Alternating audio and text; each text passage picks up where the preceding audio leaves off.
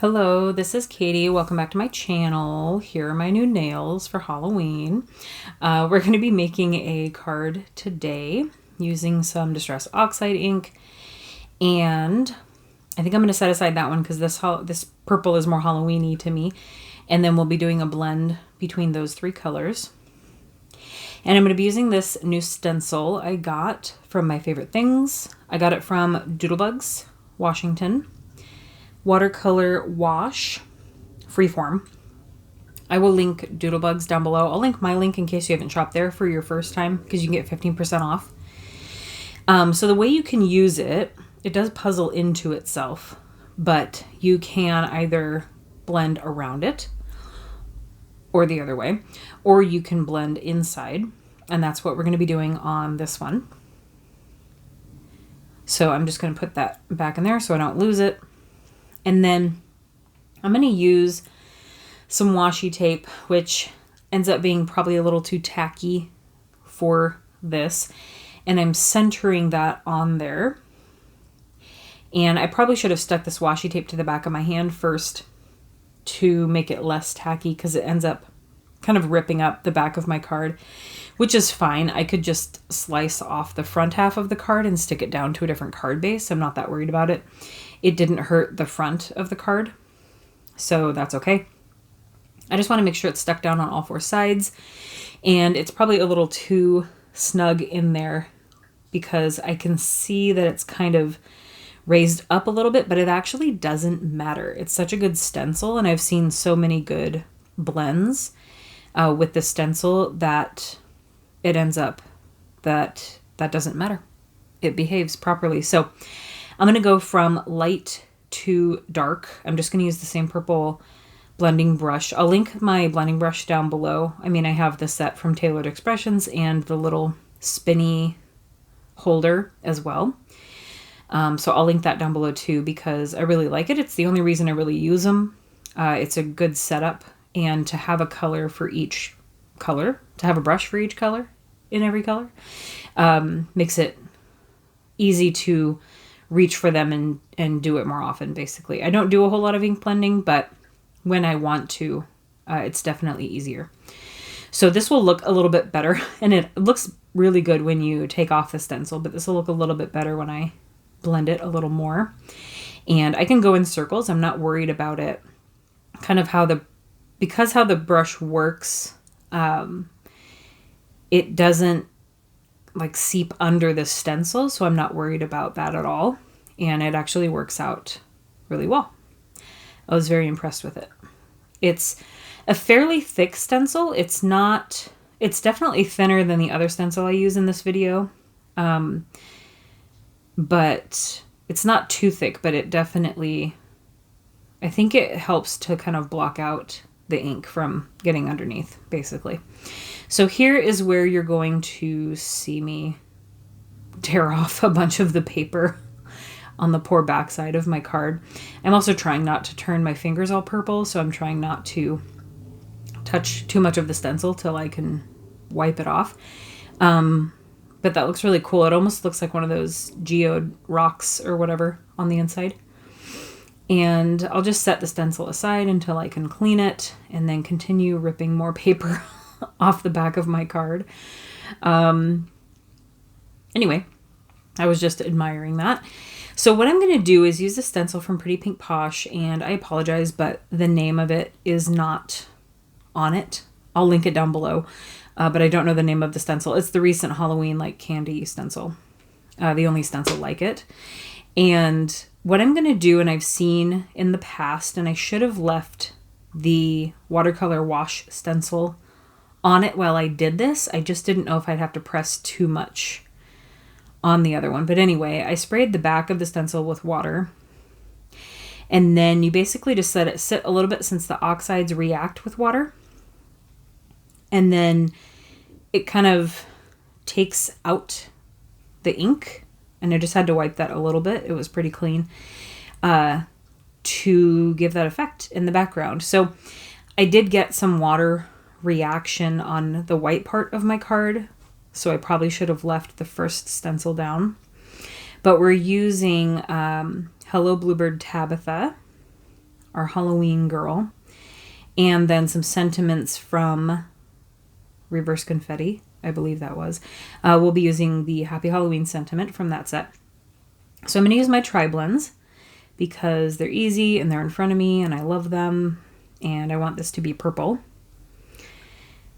Carefully coloring in her dress because, again, this is an image with lots of little nooks and crannies and corners. And I am using a nib, which is a little bit fatter than a Copic. And I think even the Ohuhu brush markers are even pointier than the Copic tip. So I can get in even smaller areas with those. But the nib can make it hard. So I just want to be careful in the corners. And try not to go out of the lines, especially with a dark color that's going to be hard to erase with the Copic Zero or any blending alcohol marker. I try not to go outside the lines as best I can. I also forget to color her sleeve because it's on the cat and I kind of forget that it's there. So her sleeve, I'll end up coloring the other sleeve later. I had pre-stamped the witch and I stamped the hat tonight. I had other ones. I have 2 of these girls stamped and colored in already. I was tempted to use one of them, but I didn't want to not show you any coloring because I thought you might want to see coloring. I don't know. And so anyway, I'm using the tan shades, which is one of the darker browns. There's 2.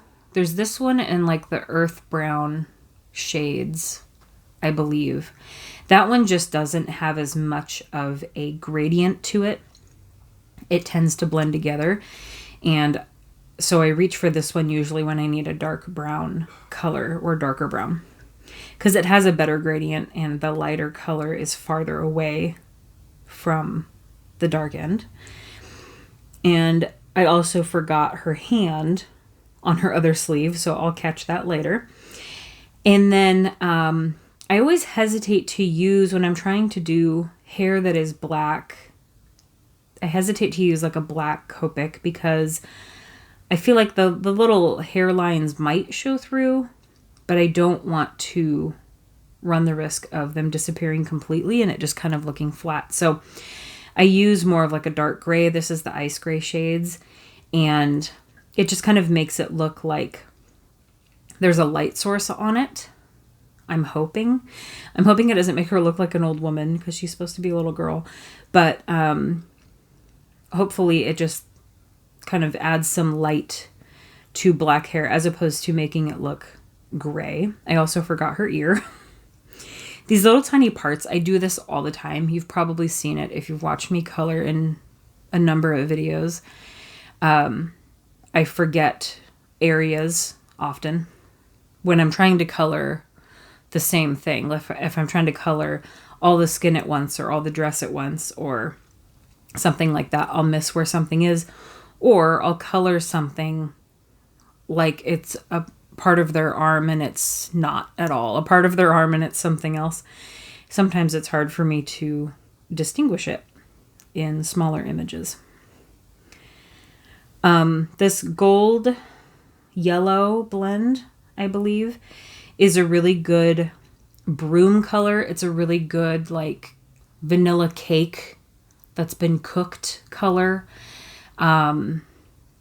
It's a really good hair color as well. I reach for it a lot. That might be one of the ones I want to not replace, but get a backup for. I have a couple backups. I have the tan blend backup. That's like a sand color combo. I have a purple backup because I use it a lot. I might have one other. I can't remember, but I do want to buy a backup for some more of these because I will be sad when I run out of ink. I'm using the burnt orange blend for the cat. It's just more realistic than the orange blend, which is what I used on her collar, which is also on above the cat's head. I finally caught it, but it's hard to notice, like right above his head is another side of her collar poking out. I use the orange, which is closer to the orange on my nails, for her collar, and then the burnt orange is better for like what a cat would look like in real life. Then I'm just using the yellow citrus blend on the band. I think my next witch hat with a band, if I do another one before Halloween, maybe I'll try to. I want to make it green because I think that would look really cool. And purple and green are supposed to go together. So here is also something I feel like I've come across before and I must have just forgotten. And now I'm realizing I should have used probably VersaFine Onyx Black Pigment ink versus this one, because when this ink touches the oxide ink, it just doesn't, I mean, you'll see it. I do this 3 times and it's definitely like blacker on the white, but it's just kind of grayish over the purple. So this ink doesn't want to, you know, stand on top of the oxide ink. But I think I probably should have done VersaFine Onyx Black, and I could probably save the sentiment. It's not terrible, but I want it to stand out more. You can kind of see it up close there. So I think I could put that in my Misty again, and I could center the sentiment on it very carefully and use VersaFine Onyx Black again. What's really cool about the die for this hat is it cuts a line so that you can put it over their head, and it's really cute. So I'm just making sure that that's in the spot I want it to be before I kind of stick it all together so that the hat doesn't move anymore. And then I'm just supporting the rest of it in other places. It's a really cute idea for the die. I actually forgot until I cut it and then I put it on her head that it did that. And it looks much cuter than just putting the hat over her hair, because then it shows from behind as well. So that should be plenty to hold her up. And we'll just peel all those off. And put her kind of like left of center, not too centered. But I wanted it to kind of match the sentiment. And I think the balance was really well, but I think I need to fix the sentiment with an ink that should sit on top of the oxide ink. I'm not sure, but we can always test it. So then I'm going to do some white accents. I should have zoomed in for this, so I apologize if you can't see it very well. I'm just moving pretty slowly because this is actually sped up 2 times or 2x. And I've just been trying to go a little slower on my white accents if I do any. And also making sure very carefully that I'm not putting my hands or resting my hands or fingers on white lines I've already drawn because it will smear it. And that will be the card. I'll link everything down below, including the pressure pal. I'll link this stamp set, the Tabitha stamp set, if I can find it, on their website. The 2 stencils that I used, and then also my blending brushes, and the little spinny holder that they're in.